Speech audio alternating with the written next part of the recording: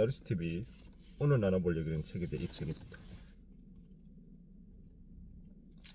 에코의 위대한 강연. 움베르토 에코는 장미의 이름으로 워낙 유명한 작가고, 이 사람 책을 읽으면은 진짜 그야말로 한 문장 한 문장 속에서 터져 나오는 정말 지식이 그야말로 팝콘이 바바박 터져 나오듯, 한 문장 한 문장 읽을 때마다 팝콘이 터져 나오는 듯한 그 지식의 팝콘 터트리기가 정말로 한 문장 한 문장 타타타타닥 터져 나오는데, 이 사람이 쓴 책이나 글을 읽고 있느라면 진짜 지적 열등감이 무엇이고, 와, 사람과 사람이 어떻게 이렇게 차이가 날 수 있는 거지? 라고 하는 생각을 하게 만드는 어마어마한 작가죠.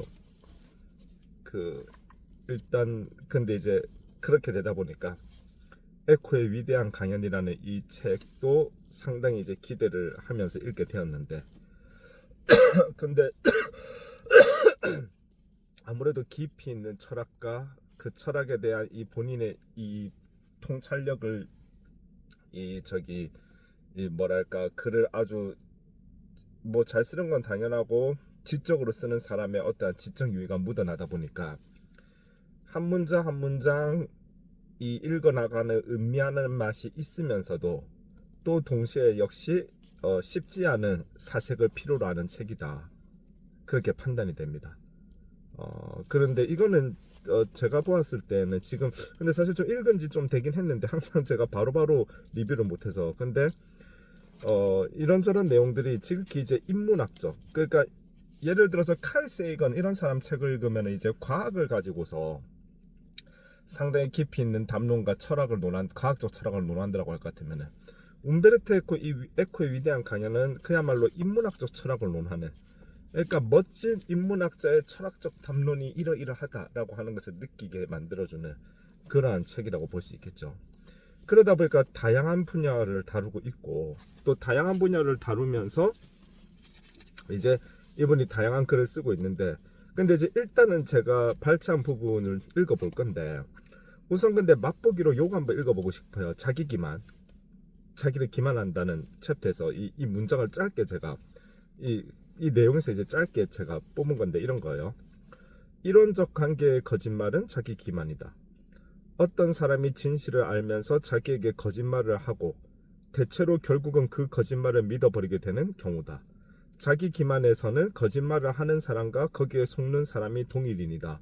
속이는 자로서의 나는 속는 자인 나 자신에게 감추는 진실을 알아야만 한다는 뜻이다. 아주 쉽게 표현하면 이제 자기 기만이 스스로를 속이는 거다, 지금 이 얘기를 하고 있는데, 보통 우리가 그냥 그렇게 쓸 수도 있겠지만, 그렇게 쓰면 뭐 쉽고 명쾌하고 좋다 이 말은 맞는데, 그러한 부분을 지금 이러한 식으로 적어낸 거를 우리가 일로라면은, 이 자기 기만을 대해서 그냥 자기가 자기를 속이는 게 자기 기만이야, 이렇게 보통 이제 이야기를 할 거잖아요. 근데 이러한 것도 그야말로 어떠한 지적 유희가 드러나게, 뭔가 자꾸 이 자기 기만에 대해서 더 깊이 있게 생각하는, 이게 단순히 불필요하게 말을 어렵게 했다 이게 아니라, 단순히 아까 제가 얘기했던 그러한 심플하게 자기 기만을 얘기하기보다 이렇게 이야기를 해주면은, 자기 기만에 대해서 더 깊이 있게 생각을 함으로써 오히려 더 깊이 있게 철학과 통찰을 하게 이끌어주는 그러한 문장을 만들어내고 있다. 그러면서도 이 생각의 즐거움을 즐거움을 우리가 느끼게끔 해주는, 마치 농구 선수가 드리블을 하면서 이제 코트 위를 누비듯 머릿속에서 드리블을 하면서 이 자기 기만에 대한 의미 속에 점점 빠져들게 만드는 이러한 글을 썼다라는 건데, 기만이라고 하는 그러한 표현에 있어서, 그러한 단어에 있어서도 이렇게 뭐라고 표현할까요? 철학적이라고 해야 될까요? 하는 이러한 철학적 레토릭이라고 해야 할까요? 그러한 것이 이렇게 정말 확 꼽혀나듯, 아니면 아까 말씀드렸다시피 팝콘이 다다다다닥 터지듯 이렇게 표현을 한다는 것 자체가 움베르토 에코의 글을 읽게 만들고 기대하게 만드는 그러한 부분이죠. 자, 그러면 조금 더 긴 부분 발췌한 거 있는데, 이거는 이제 움베르토 에코가 비밀이라는 챕터에서 이야기를 한 건데, 이거는 이제 들어보시면은 사실상 우리가 이제 이 세계를 둘러싼 여러 가지 논리들 중에 흔히 우리가 이야기하는 음모론이라는 음모론적 시각으로 바라보는 게 있잖아요. 사실 저도 음모론을 모든 걸 음모론으로 치부하고서 무시하기에는 좀 어려운 측면도 있을 거고 어떤 거는 허황된 것도 있을 거고 섞여 있을 거라고 하는데 분명한 사실은 음모론은 흥미롭기 그지 없거든요. 그런데 이제 움베르토 에코는 그러한 부분에 있어서 허황된 음모론에 있어서 쉽게 빠질 수 있는 그러한 부분들, 음모론이 매력적으로 다가오게 하는 그 부분이 사실은 뭐다? 사람들을 속이고자 하는 기만적 포인트가 있고 속임수가 있고, 사실 그 부분이 심지어는 팩트도 다른 거짓말로서 사람들의 흥미만 강하게 자아내는 그런 불량식품과 같은 거짓 이데올로그일 수 있다라고 하는 그러한 부분들을 논파하는 예시가 되어지는 그러한 예시로서 지금 이 내용이 들어가 있다라고 저는 그렇게 판단이 되는데요. 그래서 이 부분 그래도 재미있게 재밌는 부분, 눈여겨볼 만한 부분인 것 같아서 발췌를 했는데, 이 부분 읽고 이 책이 얼마나 그렇게 하면 이 책이 얼마나 매력적인 책인지 전달이 되리라 생각합니다. 그래서 그렇게 하고 마무리를 해보겠습니다. 지금도 세계사의 흐름을 보이지 않게 주도하는 비밀 집단이 있다는 생각을 이론화하고 있다는 얘기다. 인터넷에서는 3자 회담, 빌더버그 회의, 다보스 정상회의 등을 기업가, 정치가, 은행가들이 자기네 입맛대로 경제 전략을 세우는 자리처럼 묘사하곤 한다. 하루하루 절약하며 살아가는 사람들이 파생상품 투기로 파산한 것에 대해서도 깊이 감춰진 음모가 있다는 듯이. 그러니까 이 뉘앙스는 이거 그 다 음모론에 지나지 않는다, 지금 그러한 측면인데요. 인터넷에서는 프란체스코 교황이 마르티니 주기경의 지지를 받아 프리메이슨과 결탁했다느니 어쩌니 하는 또 다른 비밀들에 대한 주장을 볼 수 있다.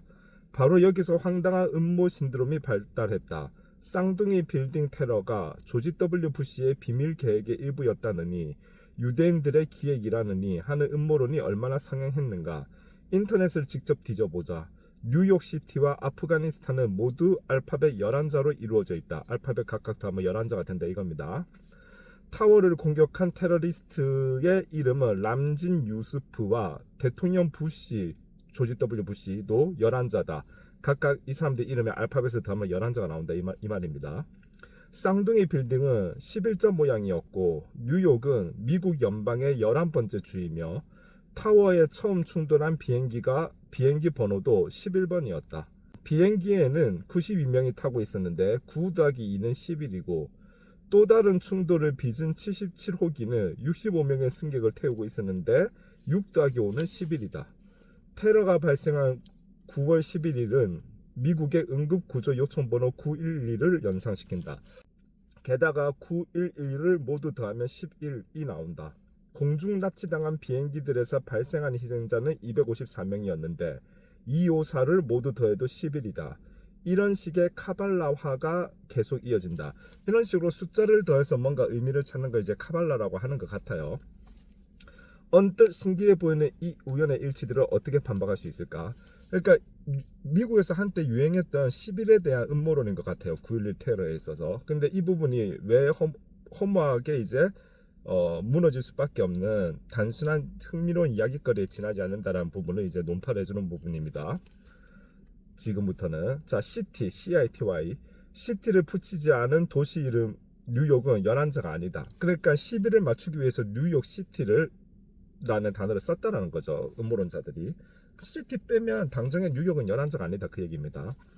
아프가니스탄은 11자이지만 비행기 납치범들은 아프가니스탄이 아니라 사우디아라비아, 이집트, 레바논, 아랍에미리트 연합 출신이었다. 그러니까 아프가니스탄 출신이 아니라는 거죠. 관계없는데 아프가니스탄이 11자 나오니까 그걸로 쓱 갖다 붙였다는 겁니다. 거짓이 들어가는 거죠. 팩트를 왜곡해 들어가는 부분이었다는 거죠. 이 음모론, 흥미로워 보이는 이 음모론이 사실상은. 람진 유스프는 11자이지만 이게 이제 스펠링을 달리 쓸 수 있나 봐요. YUSEB 대신에 YUSSEF라고 쓰면 11자가 아니다. 부시 대통령 이름도 미들네임의 약자 W를 넣었을 때만 11자다. 쌍둥이 빌딩의 모양이 11자라고 할 수도 있지만 로마 숫자 2라고 할 수도 있다.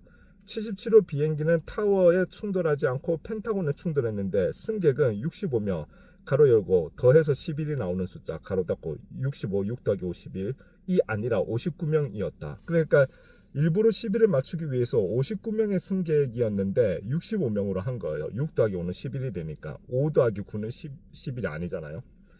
또한 희생자 수도 사실은 254명이 아니라 265명이었다.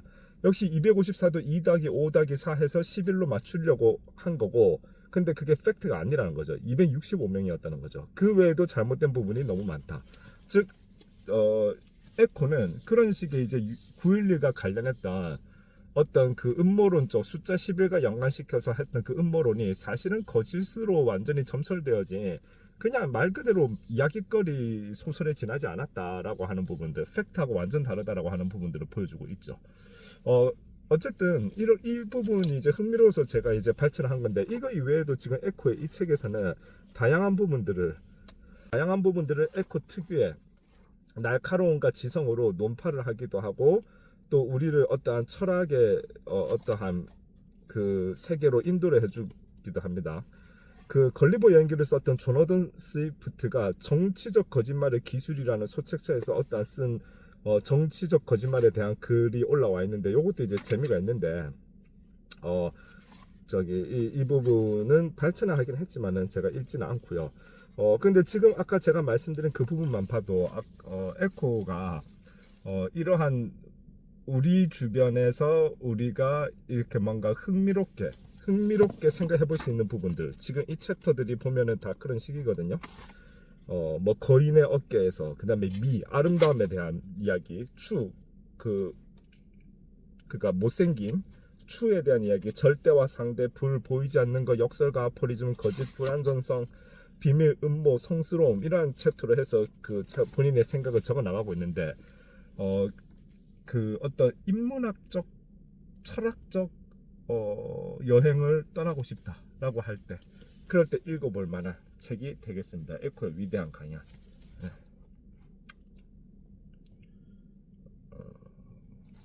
굉장히 어쨌든 훌륭한